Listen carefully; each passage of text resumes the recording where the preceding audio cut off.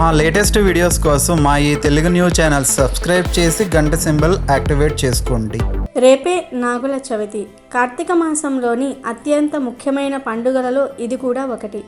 ఈ పండుగ రోజున నాగదేవతను పూజించటం ద్వారా సకల శుభాలు కలుగుతాయని, సంతాన సమస్యలు తొలగిపోతాయని, ఐశ్వర్యం సిద్ధిస్తుందని మన పెద్దలు చెప్తూ ఉంటారు. అయితే భక్తితో మనం చేసే పూజలో తెలియక కొన్ని పొరపాట్లు చేస్తూ ఉంటాము.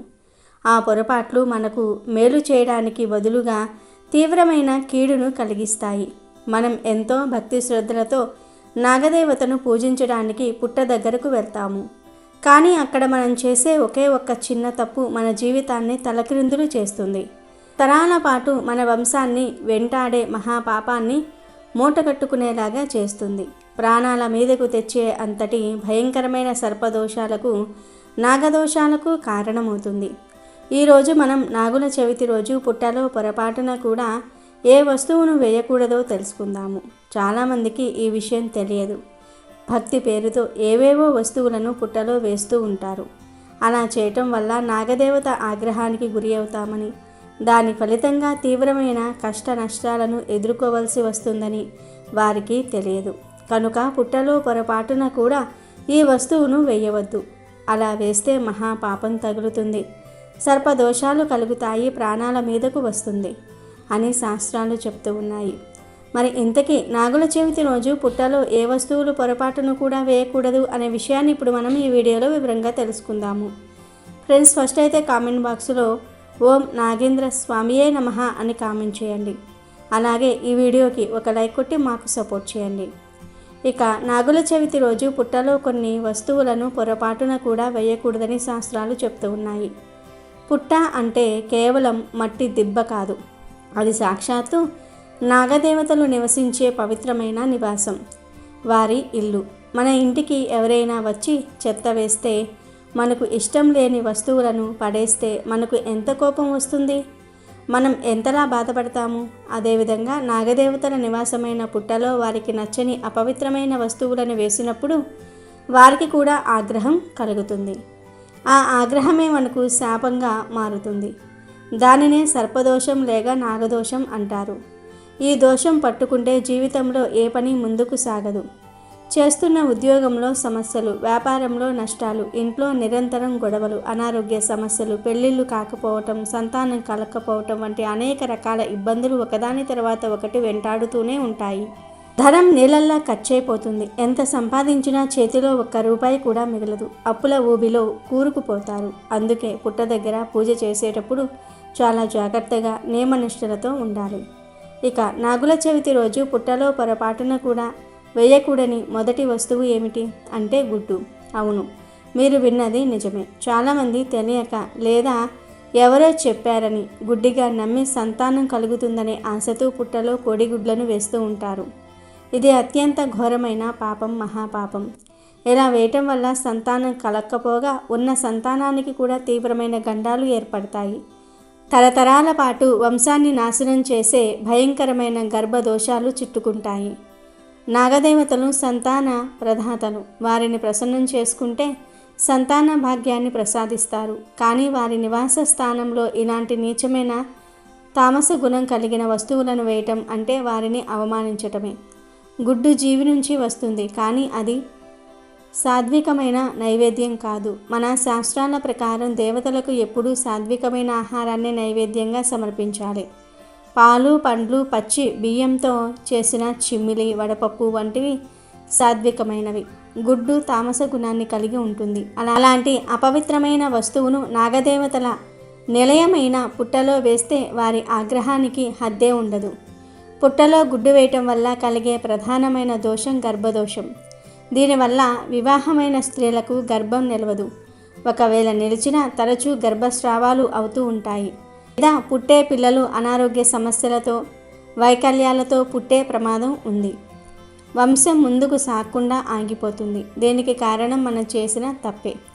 నాగదేవతలు జీవానికి, సృష్టికి ప్రతీకలు. అలాంటి వారి ఇంట్లో ఒక జీవికి సంబంధించిన అపవిత్రమైన రూపాన్ని వేయటం అంటే సృష్టి ధర్మాన్ని వ్యతిరేకించటమే. దాని ఫలితమే ఈ గర్భదోషం. పుట్టలో గుడ్డు వేయటం వల్ల సర్పదోషం మరియు నాగదోషం కూడా కలుగుతాయి. పుట్టలో గుడ్డు వేయటం నాగదేవతలను నేరుగా అవమానించినట్లే. దీనివల్ల కలిగే సర్పదోషం అత్యంత తీవ్రంగా ఉంటుంది. ఈ దోషం ఉన్నవారికి జీవితంలో ఏదీ కలిసి రాదు. చేసే ప్రతి పనిలో ఆటంకాలే ఎదురవుతూ ఉంటాయి. ఆర్థికంగా తీవ్రంగా నష్టపోతారు. కుటుంబంలో సుఖశాంతులు కరువవుతాయి. భార్యాభర్తల మధ్య గొడవలు, అనవసరమైన అనుమానాలు మొదలవుతాయి. మానసిక ప్రశాంతత పూర్తిగా లోపిస్తుంది. రాత్రిపూట కలలో తరచూ పాములు కనిపిస్తూ భయపెడుతూ ఉంటాయి. కొన్నిసార్లు ప్రాణాల మీదకు కూడా వస్తుంది. ఆకస్మిక ప్రమాదాలు, దీర్ఘకాలిక అనారోగ్యాలు వంటివి ఈ దోషం వల్లే కలుగుతాయి. కాబట్టి మీకు ఎవరైనా చెప్పినా, మీరు ఎక్కడైనా చూసినా పొరపాటున కూడా ఈ తప్పు చేయకండి. పుట్టలో గుడ్డు వేయటం అంటే మన చేతులారా మన నాశనాన్ని మనమే కొని తెచ్చుకోవటం. ఇది కేవలం నమ్మకం కాదు, దీని వెనుక శాస్త్రీయమైన కారణాలు కూడా ఉన్నాయి.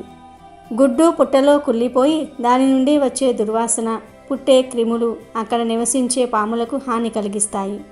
వాటి సహజ ఆవాసాన్ని పాడు చేస్తాయి. జీవహింస చేయటం కూడా మహాపాపమే కదా. అందుకే ఆధ్యాత్మికంగా, శాస్త్రీయంగా కూడా పుట్టలో గుడ్డు వేయటం అత్యంత ప్రమాదకరం. ఇక గుడ్డు పాత్రమే కాదు, పుట్టలో ఇంకా చాలా వస్తువులను వేయకూడదు. చాలామంది పుట్ట వద్దకు భక్తితో పసుపు, కుంకుమ ప్యాకెట్లను కొని తెచ్చి వాటిని తెరిచి కొద్దిగా వేసి మిగిలిన ప్యాకెట్లను అలాగే పుట్టలో పడేస్తారు. ఇది కూడా చాలా పెద్ద తప్పు. పసుపు, కుంకుమ పవిత్రమైనవే, కానీ వాటిని ఉంచిన ప్లాస్టిక్ ప్యాకెట్లు అపవిత్రమైనవి, ప్రమాదకరమైనవి. ఆ ప్లాస్టిక్ భూమిలో కలవడానికి వందల సంవత్సరాలు పడుతుంది. ఇది పుట్టలో ఉన్న పాములకు, ఇతర జీవులకు హాని చేస్తుంది. మీరు పసుపు, కుంకుమ సమర్పించాలనుకుంటే ప్యాకెట్ను పుట్టకు దూరంగా తెరిచి కేవలం పసుపు, కుంకుమను మాత్రమే చేతితో తీసుకొని భక్తిగా పుట్టపై చల్లాలి. అంతేగాని ఆ ప్లాస్టిక్ కవర్ను పుట్టలో కానీ పుట్ట చుట్టుప్రక్కల కానీ పడవేయకూడదు. అదేవిధంగా పాలు పోసేటప్పుడు కూడా చాలామంది ప్లాస్టిక్ పాల ప్యాకెట్ను కొద్దిగా కత్తిరించి పుట్టలో పోసి ఆ ఖాళీ ప్యాకెట్ను అక్కడే పడేసి వెళ్ళిపోతారు. ఇది కూడా తగదు. పాలను ఒక చిన్న గిన్నెలోనికి లేదా చెంబులోనికి తీసుకొని దానితో పుట్టలో పాలు పోయాలి. ప్లాస్టిక్ కవర్లను పుట్ట దగ్గర వదిలివేయటం నాగదేవతలకు ఆగ్రహం తెప్పిస్తుంది. ఎందుకంటే మనం వారి ఇంటిని ప్లాస్టిక్ చెత్తతో నింపుతున్నాము. దీనివల్ల పర్యావరణానికి నష్టం, నాగదేవతలకు అపచారం రెండూ జరుగుతాయి. అలాగే అగరబత్తీలు వెలిగించిన తర్వాత ఆ పుల్లలను పుట్టలో గుచ్చకూడదు. అగరబత్తీ పుల్లలు చాలా సన్నగా, పదునుగా ఉంటాయి. అవి తెలియకుండా పాముల శరీరానికి గుచ్చుకొని వాటికి గాయాలు చేయవచ్చు. అగరబత్తీని పుట్టకు కొంచెం దూరంగా నేలలో గుచ్చి దాని సువాసన స్వామికి చేరేలాగా చేయాలి. అంతేగాని పుట్టను గాయపరిచేలా ప్రవర్తించకూడదు. కర్పూరం వెలిగించిన తర్వాత దాని కింద ఉండే చిన్న ప్లాస్టిక్ లేదా కాగితాన్ని కూడా పుట్టలో వేయకూడదు. కొబ్బరికాయ కొట్టినప్పుడు ఆ నీళ్లను పుట్టలో పోయవచ్చు, కానీ కొబ్బరి చిప్పలను పుట్టలో వేయకూడదు. వాటిని ప్రసాదంగా ఇంటికి తీసుకువెళ్ళాలి లేదా అక్కడే ఎవరైనా పేదవారికి దానం చేయాలి.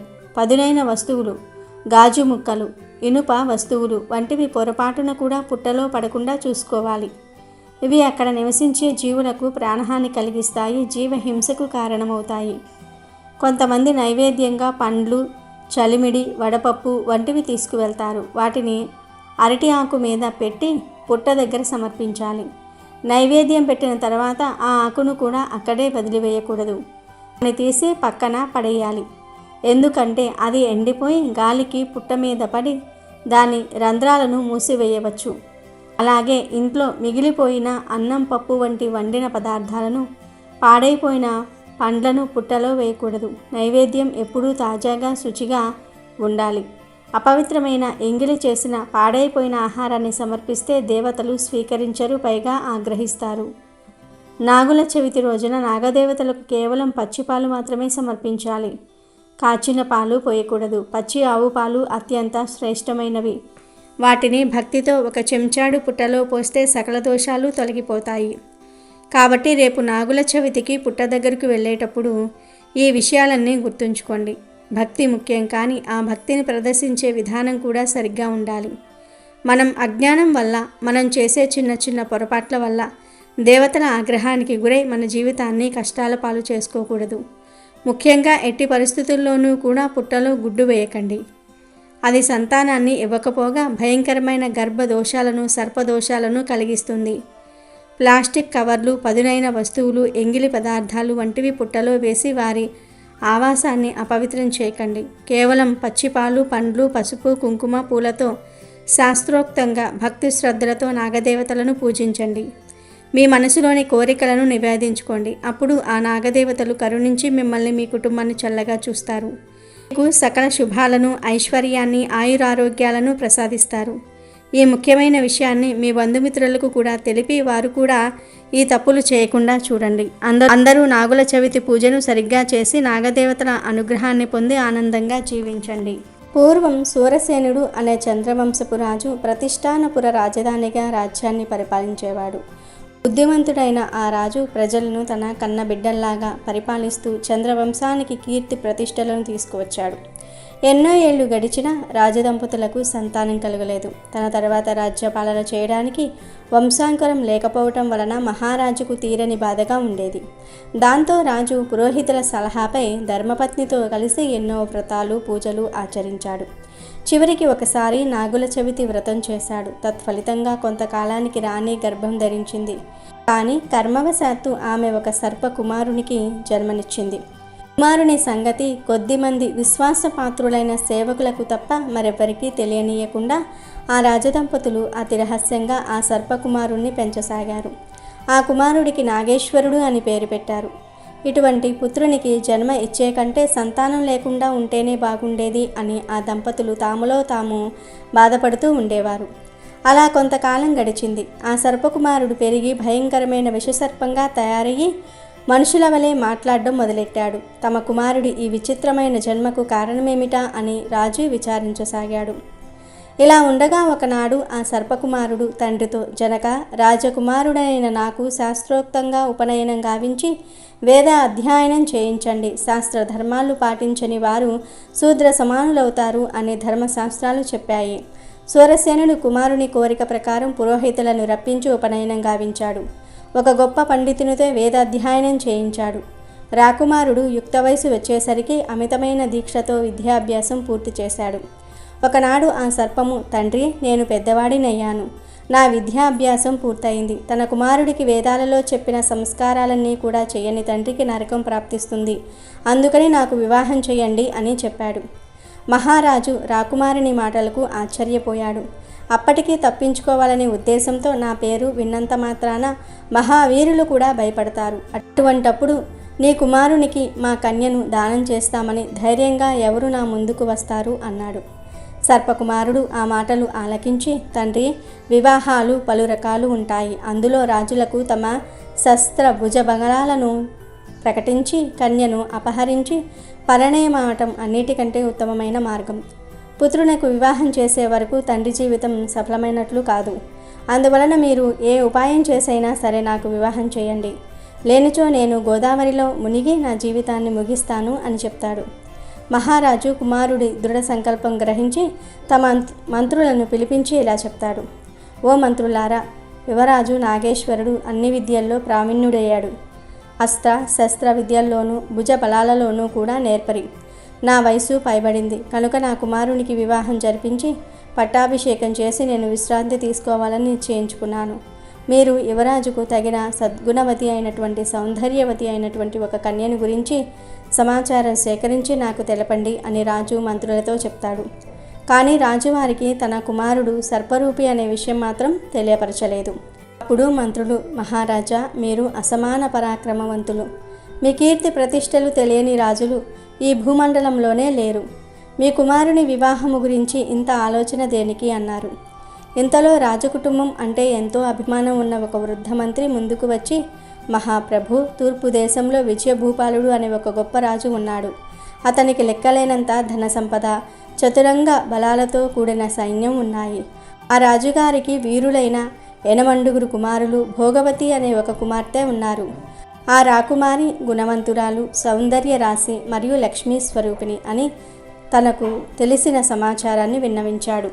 ఆ మాటలకు ఎంతో సంతోషించిన సూరసేన మహారాజు ఆ వృద్ధ మంత్రికి వస్త్రభూషణములు బహుకరించి విజయభూపాలునితో సంబంధం కలిసే ఉపాయం ఆలోచించమని ఆదేశించాడు. ఆ మంత్రిని దూతగా విజయభూపాలుని వద్దకు పంపాడు. ఆ మంత్రివర్యుడు తూర్పు దేశానికి వెళ్ళి తన తెలివితేటలు ఉపయోగించి ఆ రాజును సూరసేన మహారాజుతో వియ్యమందడానికి ఒప్పించాడు.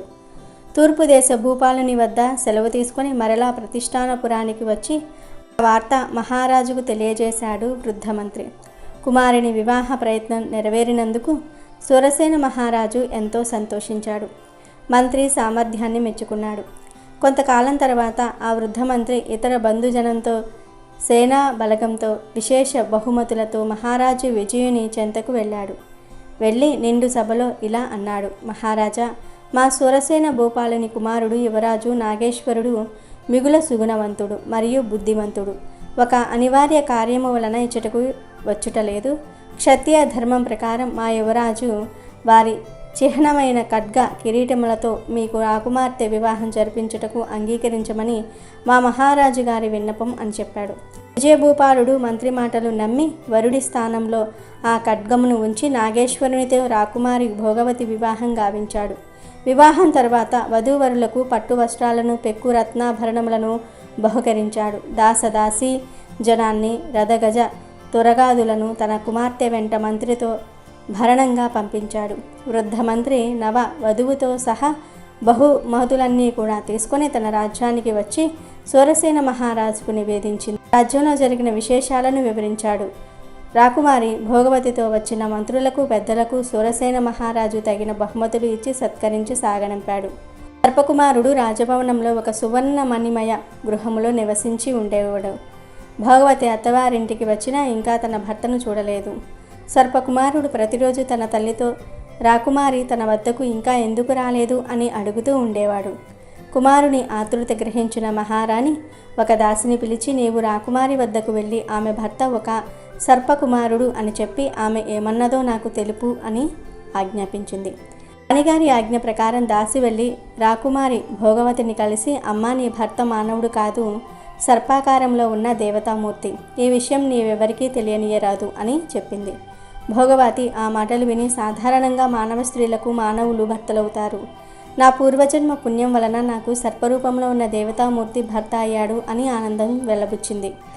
ఆమె మాటలను విని ఆశ్చర్యపోయింది దాసి. ఆమె తర్వాత రాణిగారికి ఇలాగే ఆ విషయం కూడా చెప్పింది. భోగవతి ఒకనాడు దాసితో తనను రాకుమారిని వద్దకు తీసుకువెళ్ళమని చెప్పింది. దాసి భోగవతిని వెంటబెట్టుకుని సర్పగృహంలో ప్రవేశించి అందులో ఉన్న నాగేశ్వరుని చూపించింది. మెత్తని శయ్యపై సనించి ఉన్న సర్పాకారుడైన యువరాజును చూసి భోగవతి, నాథ, మీతో వివాహం వల్ల నేను దేవపత్నిని అయ్యాను, నాకు చాలా సంతోషంగా ఉంది అని అన్నది. తర్వాత భోగవతి తన పతికి సేవలు చేస్తూ సరస సల్లాపాలు కాయిస్తూ విహరింపసాగింది. అంద పుష్పాలు, అమృత పానీయాలు ఇచ్చి అతనిని సంతృప్తిపరుస్తూ ఉంది. భోగవతి చర్యల వల్ల నాగకుమారునికి పూర్వజన్మ జ్ఞానం ఉదయించింది.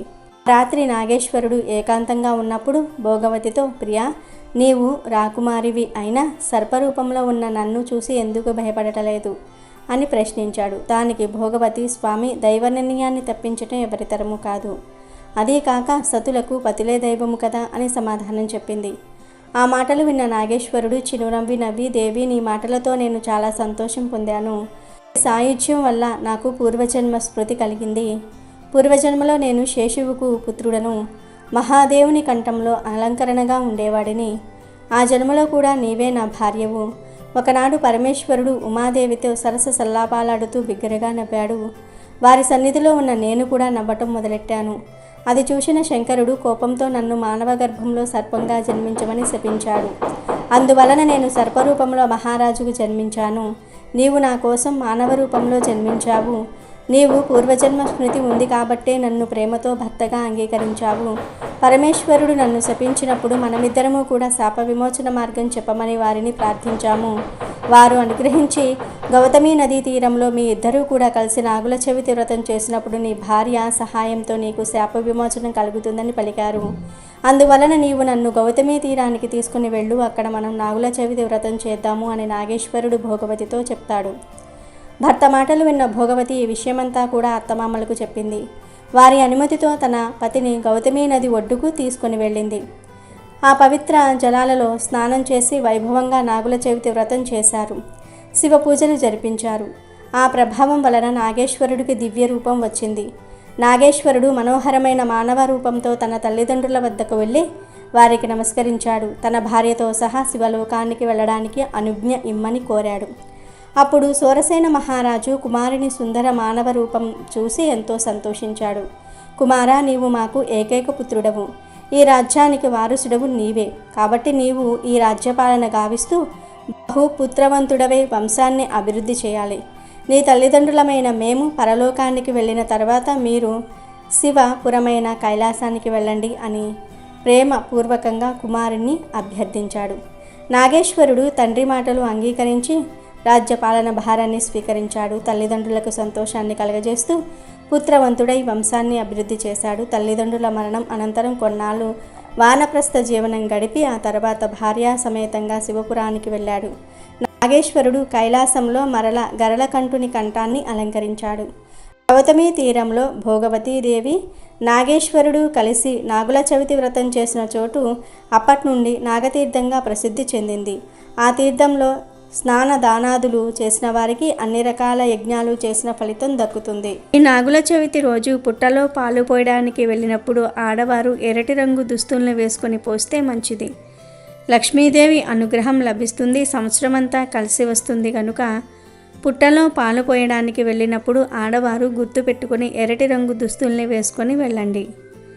అలాగే నాగుల చవితి పూజ చేయడానికి శుభముహూర్తం వచ్చేసి ఉదయం 6 గంటల దగ్గర నుంచి 10 గంటల 30 నిమిషాల మధ్యలో మీరు నాగదేవతకు పూజ చేయటం వలన మంచి శుభ ఫలితాలు అనేవి కలుగుతాయి.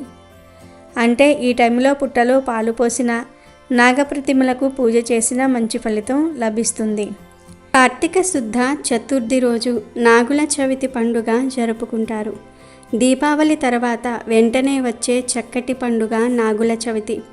కార్తీక మాసం శివకేశవులకే కాక సుబ్రహ్మణ్యేశ్వర స్వామి వారికి కూడా విశేషమైనదిగా చెప్పుకోవచ్చు. ఈ మాసం పేరే కార్తికేయుని ప్రాముఖ్యతను తెలియజేస్తుంది. అందుచేత ఈ మాసంలోని శుద్ధ చవితి నాడు సర్పరూప సుబ్రహ్మణ్యేశ్వర స్వామిని పూజించాలి. ఈ రోజును నాగుల చవితి మహాచతుర్థి అంటారు. ఈరోజు పచ్చి చలిమిడి చిమ్మిలి చేసుకొని ఆవు పాలు, పువ్వులు, పండ్లు కూడా తీసుకొని పాము పుట్ట దగ్గరకు వెళ్ళి నాగదేవతకు దీపారాధన చేసి పూజ చేసి పుట్టలో ఆవు పాలు పోసి చలిమిడి చిమ్మిలి కూడా వేసి 2 మతాబులు, కాకర పువ్వులు లాంటివి వెలిగించుకుంటూ ఉంటారు. పుట్ట దగ్గరకు వెళ్ళటం అలవాటు, ఆచారం లేని వారు ఈరోజు ఇంట్లోనే పూజ చేసుకుంటూ ఉంటారు. సంతానం కోసం ప్రార్థన చేయాలంటే సుబ్రహ్మణ్యేశ్వర స్వామివారినే వేడుకోవాలి. ఎందుకంటే సంతాన సంబంధమైన సమస్యలను పరిష్కారం చేసేది సర్పరూప సుబ్రహ్మణ్యేశ్వర స్వామియే అని భక్తుల నమ్మకం. సుబ్రహ్మణ్య స్వామిని స్త్రీలు ఆరాధిస్తే శుభప్రదమైన సుఖ సంతానము కలుగుతుంది. అదే కన్నెపిల్లలు ఆరాధిస్తే మంచి భర్త లభించునని విశ్వాసము. ఈ విధమైన నాగుల ఆరాధన ఈనాటిది కాదు, యుగాల నాటిది. సౌభాగ్యానికి, సంతాన ప్రాప్తికి సర్పపూజ చేయుట అనేది లక్షల సంవత్సరాల నాడే ఉన్నట్లు మన పురాణాల్లో ఎన్నో గాథలు కానవస్తూ ఉన్నాయి. ఇక ఈ రోజున ఇంట్లో ఆడవాళ్ళు పొరపాటున కూడా కొన్ని కూరలు వండకూడదు, తినకూడదు అని శాస్త్రాలను చెప్తూ ఉన్నాయి. ఈరోజు వండకూడని కూరల్లో ముఖ్యమైనది పొట్లకాయ. ఈరోజు పొట్లకాయ తినకూడదనే విషయం అందరికీ తెలిసిందే. పొట్లకాయ పాము ఆకారాన్ని పోలి ఉంటుంది. కాబట్టి ఈ నాగుల చవితి రోజున పొట్లకాయ కూరను కానీ, పొట్లకాయ బజ్జీని కానీ, పొట్లకాయ పచ్చడిని కానీ తినకూడదు. పొట్లకాయను ఏ రూపంలోనూ కూడా తినకూడదు. పొట్లకాయతో పాటు ఈరోజు పాముల్ని పోలి ఉండే అంటే మెలికలు తిరిగి ఉండే సొరకాయను, చిక్కుడుకాయలను, అలసందలను, ములక్కాడను కోసి కూడా వండి తినకూడదు. ఎందుకంటే ఈ కూరగాయలు పాములతో సమానం కనుక వీటిని కోసి వండి తింటే పాముల్ని వండి తిన్నంత పాపం వస్తుంది. కాబట్టి ఈరోజు ఈ కూరలను ఎట్టి పరిస్థితుల్లోనూ కూడా తినకూడదు, ఏ రూపంలోనూ తినకూడదు. అదని తింటే నాగదోషాలు, సర్పదోషాలు అనేవి వెంటపడి మనకు సమస్యలు, నాగదోషాలు, సర్పదోషాల యొక్క సమస్యలు వస్తాయి. భార్యాభర్తల మధ్య గొడవలు వస్తాయి. మహాపాపం చుట్టుకుంటుంది. ఈ కూరలను ఫ్రైల రూపంలో కావచ్చు, కూరల రూపంలో కావచ్చు, పచ్చళ్ళ రూపంలో కావచ్చు, పప్పులో సాంబార్లో వేసుకొని కావచ్చు, ఇలా ఏ రూపంలోనూ కూడా తినకూడదు. అసలు ఈరోజు ఈ కూరలు కొని ఇంటికి కూడా తెచ్చుకోకూడదు. కనుక ఈరోజు ఈ కూరలను తినవద్దు. ఇవి కాకుండా ఇక వేరే ఏ కూరలు అయినా తినవచ్చు, కానీ ఇవి మాత్రం తినకూడదు. కాదని ఈరోజు ఏ రూపంలో అయినా సరే ఈ కూరలు తింటే అప్పుల పాలైపోతారు, ఆర్థిక సమస్యలు వస్తాయి, చేతిలో పైసా కూడా మిగలదు, కోరి కష్టాలు తెచ్చుకున్నట్లుగా అవుతుంది, జాతకంలో దోషాలు ఏర్పడతాయి. కనుక ఈరోజు ఆడవారు ఇంట్లో ఈ కూరలు వండవద్దు, ఎవరు ఈరోజు ఈ కూరలను తినవద్దు. వీటితో పాటు ఈరోజు నాన్ వెజ్ కూడా తినకూడదు. అంటే మాంసము, మటన్, చేపలు, రొయ్యలు, పీతలు, నత్తలు, ఎండు చేపలు, ముఖ్యంగా గుడ్లు, ఇలా ఏ రకమైనటువంటి నాన్ వెజ్ ఐటమ్స్ తినకూడదు. కంప్లీట్గా అవాయిడ్ చేయాలి. సాయంత్రం అవగానే చాలామంది నూడిల్స్ బండి దగ్గరకు వెళ్ళి ఏదో ఒకటి తినేస్తూ ఉంటారు. కానీ ఈరోజు చికెన్ కలిపిన noodles, manchuria, chicken wings, chicken momos, ఇలా నాన్ వెజ్కి సంబంధించినటువంటి ఏమీ కూడా తినవద్దు. కావాలంటే వెజ్ ఐటెం తినవచ్చు. అంటే వెజ్ మంచూరియా, వెజ్ బిర్యానీ, మిరపకాయ బజ్జీలు, పానీపూరి, పకోడీలు ఇలాంటి శాకాహారం తినవచ్చు, కానీ మాంసాహారం తినవద్దు.